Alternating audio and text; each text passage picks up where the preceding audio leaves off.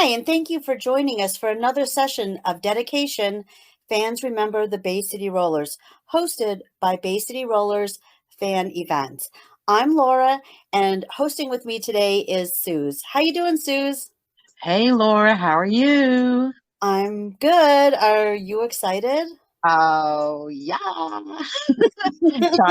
trying to control the fangirl in me, but I know, me too. I didn't think that I would, but it slipped out a little, but this is a big deal. I think it's a big deal. it is, and I'm grateful for the opportunity, and this was a really awesome interview. Absolutely. It, I cannot wait to share this with everyone. And girl, you booked this one and it's amazing. It's amazing. well, we decided together, and if we hadn't decided together, I would not have reached out. So this definitely was a team effort, and I'm so happy to be able to tell everyone that musician, songwriter, recording producer, the one and only Mr. Phil Coulter is our very special guest today. Unbelievable. Yes, absolutely. He is one of the most eclectic and accomplished arranger musicians to emerge from Ireland. He formed a partnership with Bill Martin, and what Bay City Roller fan doesn't know that? It's Hello. so important to us. And became one of the most successful of its era. The duo was particularly known for their ability to produce instantly memorable pop hits and achieved international fame by winning Eurovision in 1967 and nearly doing it again the following year. Wow. That was amazing. And he Mm. talks more about that. And that was a really interesting story that he told us. The team wrote Back Home, the official song for the England World Cup squad, which went to number one in 1970. Phil also had his hands in the Irish folk scene, working with the Dubliners. Of course, we know him for his work during the mid-70s when he and Bill were called into work with the Bay City Rollers, composing several hits for our Scottish heartthrobs. We're going to talk about all that and more. Are you ready? I'm ready. Let's patch this in. Here we go. Cool. Hello. Good Hello, morning. Good morning. girls. Hi, Good Mr. afternoon. Coulter. Which is which? Which is Laura? I'm Laura, and I am in Plymouth, Massachusetts. Okay. And good afternoon, Mr. Coulter. I'm Susan, and I'm just outside of Philadelphia. Born and raised in Philly, though. Now in the suburbs. You know how that happens. I know how that happens. Well, nice to meet you, girls. Oh, Nice to it's meet wonderful. you. Thank you so much for talking with us today. We're pretty excited. We're Yes. fangirls, so you'll have to excuse that. We just can't, that's who we are, and That's it's good. partially your fault. So Well, mostly yeah. your fault. I'm afraid the Bay City Rollers did have that effect on not only on you two girls, but on a few million others as well. Yeah, yeah. But we're gonna try to keep it in check because we want to impress you a little. That's okay. Don't try too hard. Because we're very impressed. Yeah. Well, if we can just jump right into it, I'm happy to do that. Sure. So we want to get to all things Bay City Rollers, of course. But first, is it okay if we ask you some questions from BBCR before BCR? Sure. Okay, Sure. so we did we did some research, and we know that you grew up in Derry, Northern Ireland, during the Second World War, and during that time you fell through your parents. Couple questions. Did your mother teach you piano? And what was it like, growing up in those times? And how did music help? I mean, it must have. Growing up in those terms, first of all, to answer that question, in the post-war years, my recollections of that era are all in black and white because Mm, Wow. it was a pretty grim time. This was an era of outside our little terrace house. There was an air raid shelter, which wow. which stayed there for a number of years after the war as a reminder of what everybody had been through. This was Wow. an era of as I've said before, air raid shelters and food rationing. Mm, So when you went to the grocery store to get your goods, you had to bring coupons. Yes. Everything was, whether all the essentials were rationed. So they were pretty bleak times. They were pretty grim times. And I think the music played an important part. Why? Because there were very few other forms of entertainment. Um, there were no theaters, concerts. No, forget Mm. about that. Music was very much part of the fiber of life and had been for generations in Derry, to the extent where in a small working class terraced house, a piano would have been a very valued part of, more important than a three-piece suite in many cases. Wow. Wow. But people where there was not very much income, disposable income, they Mm. had to they had to learn to entertain themselves. So music was one of the ways that they sort of, I suppose, kept their morale up until better days came in the kind of 50s and 60s. Yeah, wow. I mean, we just see that in films and everything, and we can kind of feel that, but not really, if you know what I mean. I know what It you must mean. have, Yeah. No, it yeah. was. Look, it doesn't. It's not. It may have been part of of whatever has formed me, but I don't look back on it and feel in any way deprived, because, as has been Mm, famously said, what you don't know, you don't miss. True. There were right. 5 kids in our family. My father was a cop on the beat. So although we didn't have any luxuries like a television set or a car or any of those basic things, um, we didn't starve. We Sure. Sure. always ate well, and my mother was a genius at making food out of the offcuts of meat, and Mm. making things go far, and at running up hand-me-downs on the sewing machine, so that I think I was probably about to go to university before I got my own set of clothes. Wow. Oh, yeah, resourceful indeed. But it just makes it more special. I mean, or it should do anyway. I mean, people today don't understand that, but a lot of love goes into all of those things you just described. Entirely You right. know, Yeah, I mean, I mean, certainly we weren't we certainly weren't spoiled, and we didn't take any of that for granted. I mean, uh, but the high point of our year was a trip 14 miles down the road into County Donegal to Lough Swilly, where we parents had rented a little cottage for a couple of weeks, and mm, that trip was the one time in a year where we got our asses into a vehicle, into a taxi, wow. to drive all of the, and that was exciting and exotic beyond words. I can't think of a similar trip today that would give me that same sense of intrepid voyaging, the excitement Mm. of kind of travel, etc. I think I would probably have to be canoeing up the Amazon single-handed or something now to Oh, get to that same rival sense that. of adventure to compare with it. So, Oh, I um, love that. but it was, as you said earlier, it teaches you to appreciate stuff in your later life. Um, Definitely. teaches you also that you know uh, for my money, one of the great dangers in the world today, and amongst a younger generation, is a sense of entitlement. You know, Oh, yes, Yes. we absolutely. we grew up we grew up with a firm understanding we were entitled to nothing. You know, Hmm. Hmm. and if you got anything at all, it was a bonus.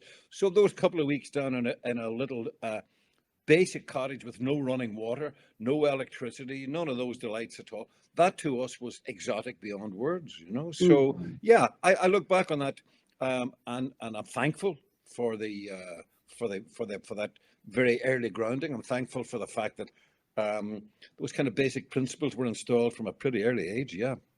Yeah. And the music was joyful, I'm sure. Did your mother teach you piano, or you But self-taught? I have to tell you, my mother played the piano by ear, while my father played the fiddle by ear. My father was from County Down, so he played jigs and reels and whatever on the fiddle, while my mother vamped along on the piano, normally in a different key from the one my father was playing in. But it really didn't matter.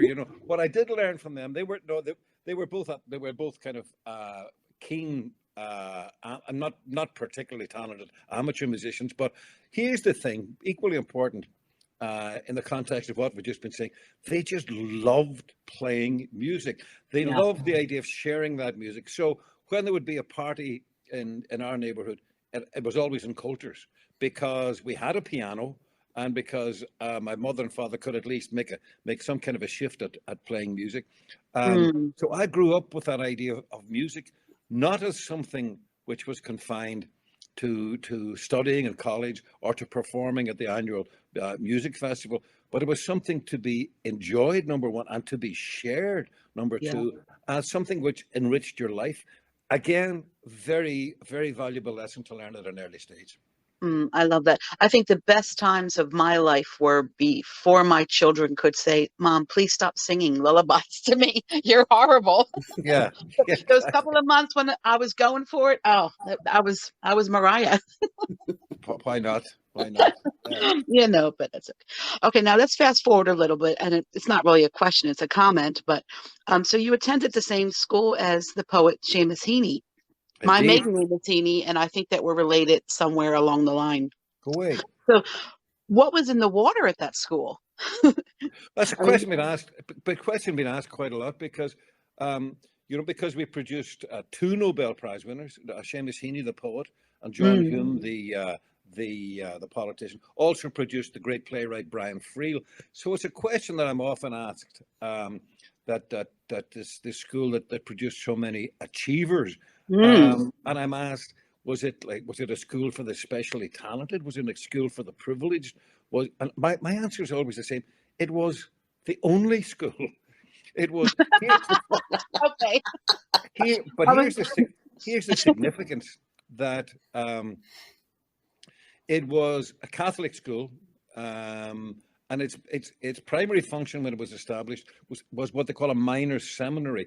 Its job was really to produce priests for the Derry mm, Oh, diocese. wow.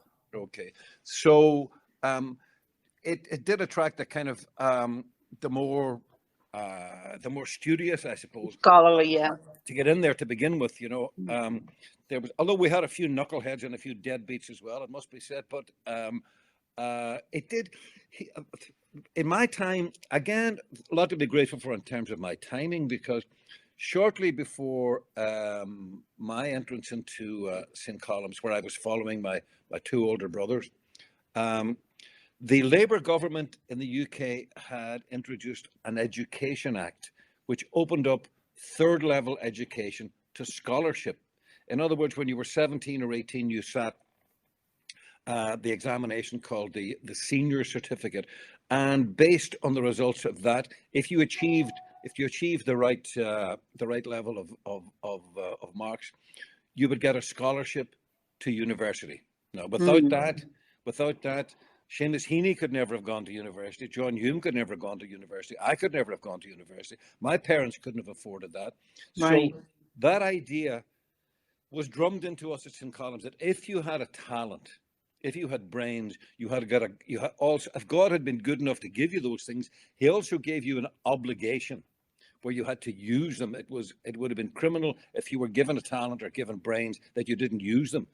Plus, the sidebar was, if you knuckle down, and if you apply yourself to your talent without any sense of entitlement, just because you're talented or because you're bright, you have to knuckle down and work at this thing. Then the reward is you get a scholarship to third level, and to a level of education which perhaps nobody in your family had aspired to before. That was the whole basis of the Education Act, and that indeed was what drove a lot of us in St. Colum's. So ethics and hard works can have rewards. Again, What is that concept? yeah. Well, again, that was a good lesson to learn in those Yeah, formative years. absolutely. Oh, definitely. So much so that, I mean, it's still, people in my organization here are really bored to tears with me when I this one of my hobby horses about talent, and the misconception by a lot of talented people that because they're talented, that the world owes them a living.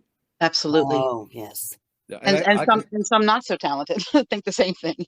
well, that's true. I mean, I for years I was a visiting professor in Boston College in the music and Irish studies program, and my spiel to the intake every year used to be the same, which was, obviously you kids are very talented, very bright, or you wouldn't be next or near Boston College. This is an establishment meant for high achievers. Mhm. But look, talking about your talent, I want to point something out what your talent entitles you to. And I think they're all sitting there waiting for me to say your talent entitles you to a career or entitles you to respect or I said your talent, let me assure you children, your talent entitles you to zero.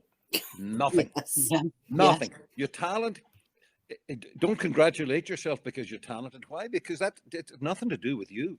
That was a gift from God, something you inherited through the genes of your parents. Start congratulating yourself, start patting yourself on the back when you do something with that talent. Yes. When you Yes. work at it, when you hone it into something that becomes valuable, you know. But a talent in itself can be frittered away far too easy. So Yes. this is your time to knuckle down. Boy, does the world need your voice. I mean, Well, can you do Indeed. seminars for every child? I mean, that's just everything right there, you know. mm, Everything that could be right with the world. Definitely. yeah, I think that's. I mean, I've been drumming that into. I have over 2 marriages. I have 9 children. So I have drummed that into every single one of them. Hmm. That's Thankfully, wonderful. I'm grateful. I'm grateful for a couple of things. That across the 9 children, none of them have gone into the music business. Oh, wow. Okay. Why? Because they realized growing up that this is not the fairy tale that a lot of people think it is. No, it's You know, not. So true. stage mothers and stage fathers who push their children into show business invariably are 99 times out of 1 have not been down that road themselves. You know, Exactly. They're kind Yeah. of living vicariously through their children. entirely, Yeah. yeah. All right. Well, let's move on from that, shall we? Sure. Can you tell us, how and when you met Mr. Martin, your partner? Well, I alongside of studying classical music at St. Columb's and subsequently then in university, I had a great again timing. You know, I was very Mm. fortunate I was born when I was, because in my teenage years along came rock and roll. Now pop music had Yay. been around before, you know, but along came Elvis Presley, along came Fats Domino, along came Little Richard, and it was this now all of a sudden was a long way from there's a pawn shop round the corner in Pittsburgh, Pennsylvania, or she wears red feathers and a hooly hooly skirt, or Mm. how much is that doggy in the window? Those were the kind of cute pop songs that had been Yeah. around before R&B. Right. And so listening to Hound Dog and Don't Be Cruel, and wow, all of a sudden it was a different thing. So that was much more sexy. It was far more visceral than some of the cutesy songs had been before. So of course, in my teenage years, I got hooked and all of that. Mhm. So one of the first things I did when I went up to university was to start my own band. There we go. Rock star. Yeah, I mean, I probably was a way to meet girls. I think that was Isn't it still the reason? I could well be. I'm past that stage now. I've met enough girls in my time, but um, yeah, it was a great. I mean, I'd never played in anybody else's band. You know, so it was a kind of it was that great can-do attitude that you have when you're 18. I thought, yeah, I'll Oh, start a yeah. band. I think it was hastened by my experience with the existing music scene in the university in Belfast when I went up there, because I was hugely disappointed when I went to for the first couple of months going to the student dances to see that the bands were like they weren't students to begin with. They were musicians from downtown, usually middle-aged musicians, sitting down and playing Oh, from orchestrations. You know, squares. Oh, A ugh. yeah, bunch of squares. yeah, and they're playing like "The Lady Is a Tramp" Yeah. and those kind of, you know, all those standards. Mm. I thought, well, they're lovely. They're great songs. I mean, these guys are kind of average players with dull arrangements, but I mean, that's fine if that's what turns you on. But don't they realize what's going on in popular music? Right. Right. So there were about 3 such bands. One couple of those kind of playing those kind of standards, like, you know, as I say, The Lady Is a Tramp and Autumn Leaves and whatever. And then there was a couple of traditional Dixieland bands, you know, playing Tiger Rag and all that kind of stuff. But there was nobody doing pop songs. So I think that's a trait that I developed there that has probably served me in good stead through the rest of my years. I saw a gap in the market, Yeah. you know, Big gap. and with the arrogance of youth, I started a band, 4-piece band. What were you called? We were called a variety of things. The first band, I cobbled that one together. Not really. I never having started a band before, and I was feeling my way really. And when I had this idea, I thought, now how do I put a band together? Sitting beside me in the Celtic Studies department, studying Celtic languages and literature, was a friendly little guy from Belfast called Rory. I got into chat with Rory and was delighted to discover that not only did Rory play electric guitar, he owned an electric guitar. Oh, Ooh. ding, ding, ding. So before I heard him play a note, he was my first signing. Nice. So I had a guitar player now. Good timing for Rory, too. I'm kidding. And in the music department, where I was studying music, there was a very cool young guy, a few years older than the rest of us. He came from Kenya in Africa, Oh, my goodness. and he was quite World smooth, music. a lot smoother than the rest of us. Mike Amos was his name, and he played trumpet. But more importantly, he had played in a dance band in Kenya. Wow, you're hired. Yeah. And then on one Sunday night, I went to what we call a Cady dance, where people do Irish dancing to Irish jigs and reels. And there was a little kind of a 4-piece gather-up band of like a fiddle and an accordion and a whistle, and a drummer. And a drummer I recognized, he had been at St. Colum's 3 or 4 years before me. So I was intrigued by the fact that he was a drummer, number one, and number two, I loved his ingenuity because he had limited ability, well, limited finance particularly. So he had a very small kit. He had like a snare drum, a couple of cymbals, and here was the trick. He had all of those were transported to the gig in a suitcase, but the suitcase then became the bass drum. So yeah, I thought I love his ingenuity. So he made up. He was my 4th signing. So we now had a 4-piece band called the Beatniks. Oh, very good. Oh yeah, we were. I'm impressed. So that was the start. It was a slippery slope from then on. We played at the student dances. So anyway, come my last year, 4 years later, and I'm the man about the university now, who's the go-to guy for kind of pop music because I have my own band. And in my last year, I started a glee club. Again, the idea was the university had a music society, it had a jazz club, it had an opera society, but it had nothing dealing with popular music of its widest sense, anything from folk music to barbershop music to anything. So I started the glee club, and that became the biggest society in the university, much to the dismay of the powers that be. So I was asked then by one of the guys, and every year in the colleges over here, they have what they call a rag week, which is a fundraising week where they do mad stunts to raise funds for charity. So a friend of mine in the rag week committee said, "Phil, we have this idea. What do you think of the idea of making a student record?" I thought, brilliant, I'm your man. So I wrote a song, went into one of the university common rooms with a guy who was studying electronics, but the biggest plus was he owned a tape recorder. Whoa, you're hired.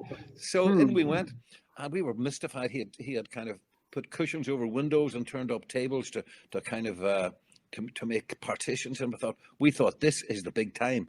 So we recorded a couple of tracks, released a student record, song called "Foolin' Time." That then was picked up by one of the big bands in Ireland to record as their first single. The recording industry in Ireland was in its infancy right then. So they recorded my song, and it went into the Irish charts. It was top 3 in the Irish charts.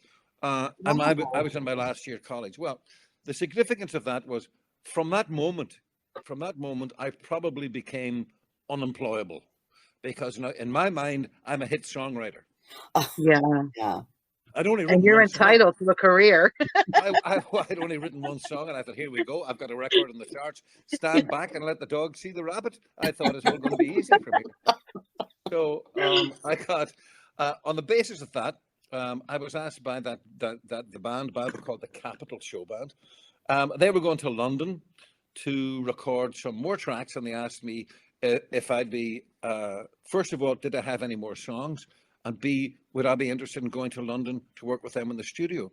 I said, well, the answer to the second part of the question, most definitely. Try and stop me. The answer to the first part of the question is, I don't have any songs now, but I will have by the time I get to the studio. So Amazing. in the studio, they had just been signed by a kind of impresario talent scout over there. And he came to the studio, heard what was going on, heard what I'd come up with, and was aware of the previous hit that the boys had had. So in short order, he asked me who I was and what were my plans, and I said, well, I was finishing university at the end of June. He said, well, give me a shout then. He said, I might have something for you. That's what he said. I might have something for you. That for me was an offer of a job. Yes. So when I finished at college, here I had a kind of fun-packed weekend. Finished college on a Friday, got married on a Saturday, flew to London that night, and started working for Phil Solomon, the same guy, the following Monday. That was a kind of action-packed weekend. Wow. That is a whirlwind for sure. That's when you talk about confidence. You know, that whether it's confidence or just that can-do attitude, or innocence, arrogance, ignorance, a combination of all of those. I was on that plane to London, not knowing what the hell I was letting myself in for, but I thought, I'm not going to go any further if I stay here and try and be a big fish in a small pond. My only chance is, I've already had a hit here. I figured, let's conquer let's go and swim with the big fish now. So that was it. That's what got me to London. And is that where you met Mr. Martin? Some years later. Okay. I spent a couple of years just learning my craft. I was well, again, I was full of enthusiasm, full of energy, and I thought, this is my shot. It's only going to be a matter of weeks before I'm arranging scores for the recording sessions here. The actual, in the event, I was actually arranging sandwiches for the office girls for the first couple of months, and became the kind of dog's body about the office. But I was learning because I used to get the underground into London, into the West End. I would come out from the bowels of the earth into Piccadilly Circus and stand there in the daylight and wonder, I am now in London. There are all those the neon lights, and this is Piccadilly Circus, and I'm in the music business. I'm working in the music business in London. So I may have been a dog's body and doing very menial stuff, but I was soaking it all up, learning, and then a few years later, I got a shot where I got signed by a music publisher in Denmark Street.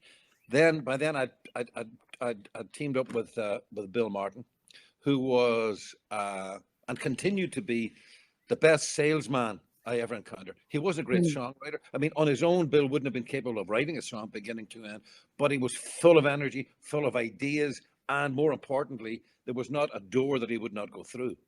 So I was happy to be the kind of creative force in that partnership, while he was out just doing the hustling, trying to sell the songs. So we ended up with a deal in Denmark Street, London's Tin Pan Alley, just as the New York songwriting scene has got the Brill Building that turned up all of the great songwriters. You were the Brill Building in London. Precisely. Yeah. It's one street. It was one street that housed all of the music publishers in the music business. And where you have music publishers, who's the first guys to follow? Songwriters.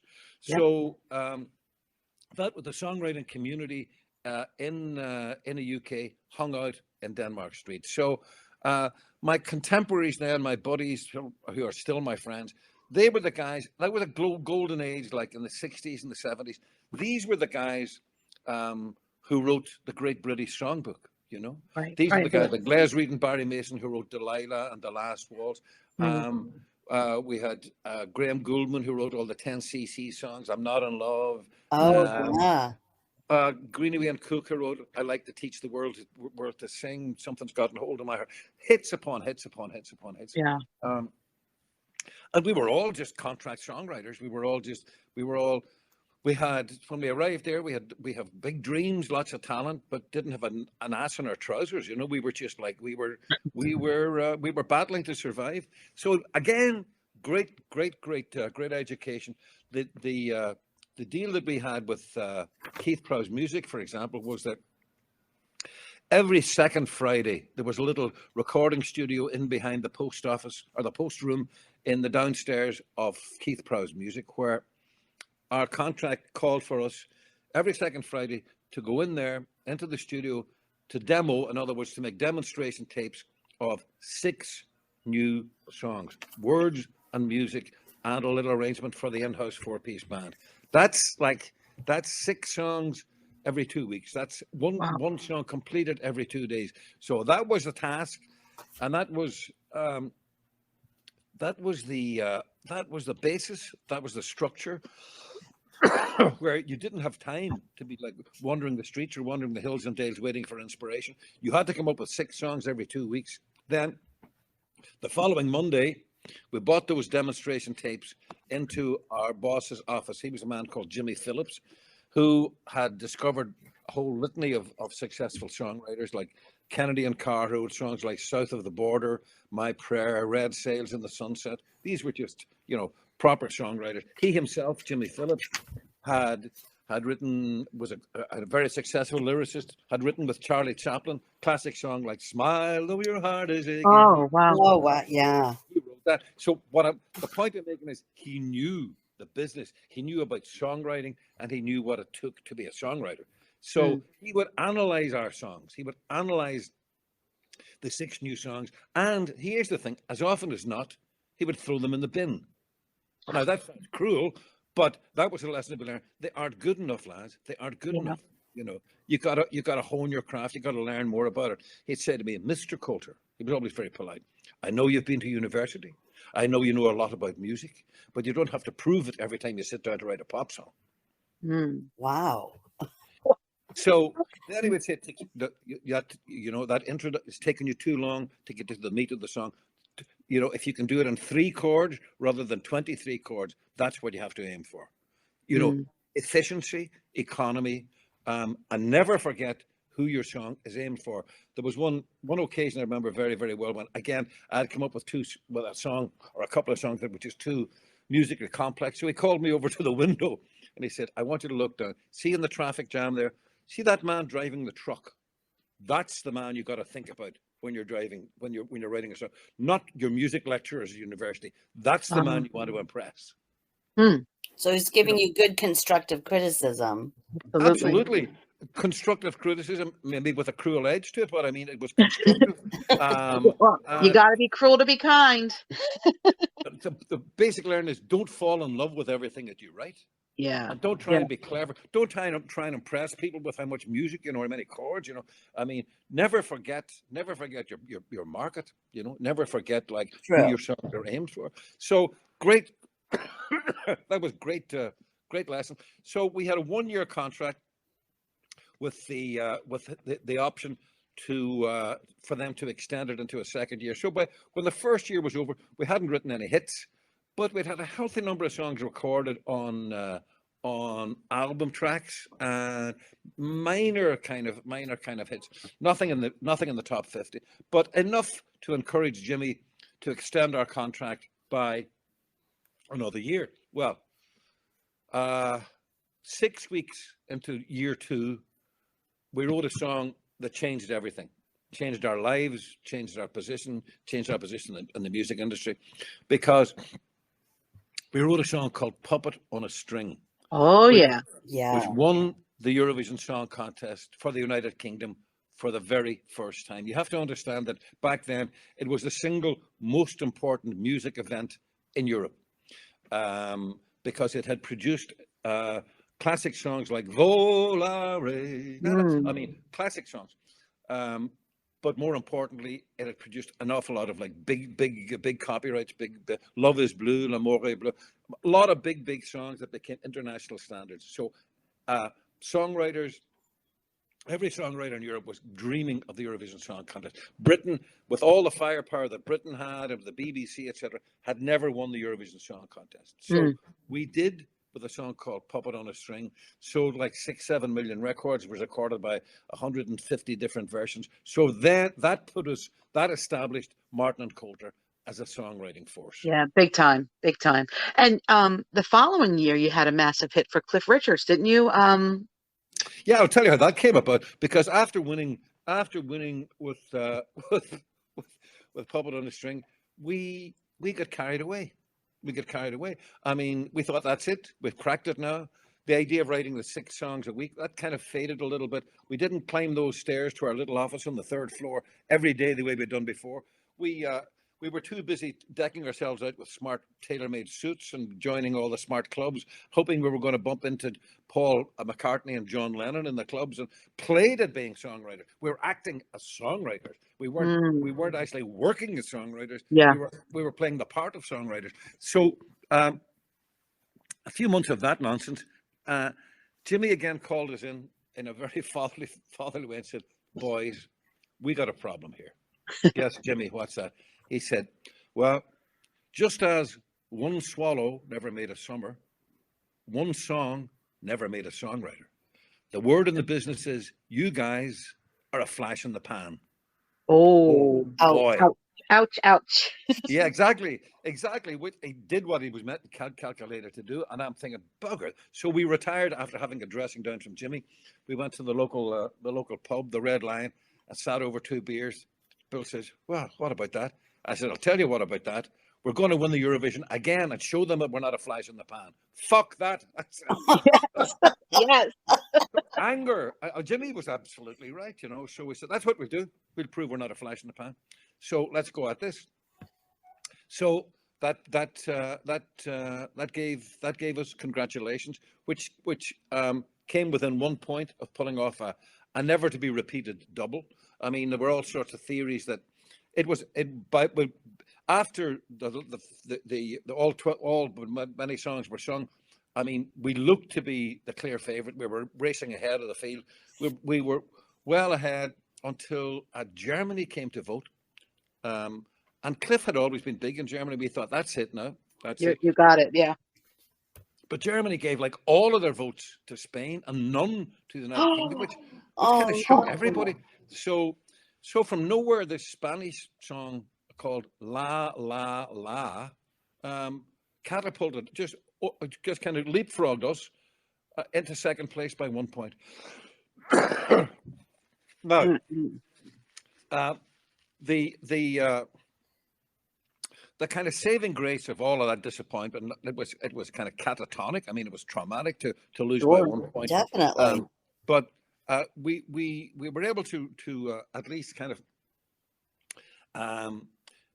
solve or kind of ease the pain a little bit, and the knowledge that Puppet on a Congratulations went on to sell even more records than Puppet on a String. The song became a standard because of Congratulations, played by every brass band. To this day, it's still the anthem of celebration in Europe, while La La La rocketed into obscurity.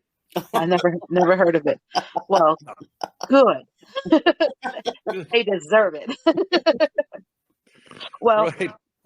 I'm really impressed that Elvis recorded one of your songs, My Boy. I tell you, you're not half as impressed as I am. Well, did you ever get to meet him? And what was it like hearing that voice sing one of your songs? Well, bear in mind what I told you, that you know, it was through listening to Elvis Presley in my attic bedroom in my terrace house that really kind of electrified me to pop music. Never did I dream that he would be singing anything that I had written. Never. And that came about again by kind of nice happenstance. You see, back then Presley was king of the hill, so there was not a songwriter, not a professional songwriter in the game who wouldn't have sold his children into slavery to have Elvis Presley record one of his songs. But to get to Elvis Presley, you would have had to go through so many filters, management, agent, that's this, and finally Colonel Tom The Parker, Colonel himself, Mhm. exactly. who would have wanted to own at least 60 or 50 or 60% of the song Wow. before Presley would record it, right? Mm. So, and there were queues of songwriters queuing up with songs, and there were promotion guys from all over hawking songs to Presley and to his record label. In our case, we never had to do that. Why? Because originally, I wrote the song "My Boy" with a great French songwriter and a friend of mine for many years. I speak fluent French, and so I was one of the few people in the pop music industry in the 60s and 70s who could do that. So I got a lot of work working on French songs, writing the English lyrics, or working with French artists. So I'd had a lot of activity in France, a lot of hits over there. And the guy that I'm talking about was called Claude Francois. He was a big artist in France. Also, Was he the yes, one that died in a very strange way in a bathtub? that's exactly him. Uh, That's exactly him. He's also the um, guy who wrote "My Way." yes. Yes. We spoke with Nobby Clark, and he became very friendly with him towards the end of his life, and then that happened. So we're familiar with his story. So please carry on, carry on, carry on. So, so "My Way" started off in life as a song called "Comme d'habitude," and Paul Hmm. Anka wrote the lyric. "My Boy" originally written with Claude François as "Parce que je t'aime, mon enfant," because I love you, my child. I recorded that with Richard Harris, the actor. Oh, Wow. mm, After MacArthur Park was one of the great records of all time, still to be in my top 20. mm, And so, again, as it happened, the Irish community in London, we used to hang about in an Irish bar in the Queen's Elm in Fulham, and the team where there were a lot of kind of Irish medics and Irish kind of professional guys of my kind of age who used to drink in that bar, rugby players and whatever. And one of them was a guy called Dermot Harris that I became friendly with. And then it transpired that he was Richard Harris's brother. okay. So having come up with this song, "My Boy," I thought the perfect guy to sing this song because it's about a father singing to his child, and he's going through a broken marriage and saying that things may be tough in the marriage, but I'll stay because of you, my child. So Mm, it took. I mean, this is not a song that could have been sung by the Bay City Rollers. This is a song no. that had to be sung by a mature singer who could bring something to the story. So I thought. I knew that after the success of MacArthur Park, that Richard Harris had made with the great Jimmy Webb, they had a falling out. Harris went back to making movies. Jimmy went back to doing what Jimmy does, which is to write classic songs for other people. So I thought it was a bit of a waste that Harris wasn't recording anymore. So I pitched the song to Richard Harris. He loved it Mm, so much that he said, let's not do just one track, let's do a whole album, which we did. And that became a kind of a top 20 hit in the UK. But more importantly, the record, ABC Donald, who were his record label in America, said that we love this, we love the song, we love the album, but we'd really need Harris to come and tour in the United States to kind of promote mm, this project and to remind people of who Richard Harris is. So I assembled an orchestra. I took I think I brought 5 cornermen session players, my own team from London, and we picked up another kind of 30 players and did a tour of the United States. Picked up 30 other players in New York and did the East Coast, and then in Chicago and did the Midwest. In Atlanta did the South, and then in Los Angeles and so on. So we got "My Boy" became a top 20 album and top 20 single for Richard Harris. mm, And that was a hell of a tour because Richard was then and at the peak of his powers. He was kind of in his, I suppose, mid to late 40s. Was an Olympic drinker, and was a womanizer beyond description. So it was a kind of a hairy 5 or 6 weeks on the road with Richard Harris. When I come back from that tour, I think I still have the marks on my back from that tour. Oh. Because Harris, well, I think I seriously considered checking myself into rehab after those adventures. So then Harris went back to making movies, and I went back to licking my wounds and got back to writing more songs and making more records. Then I get a call in the early hours one day from another great pal of mine from that same Denmark Street era, Albert Hammond. Albert Hammond, who has written some of the great classic songs like It Never Rains in Southern California, One Moment in Time, The Air That I Breathe. Yeah. A classic songwriter. He said, "Hello, Phil, it's Albert."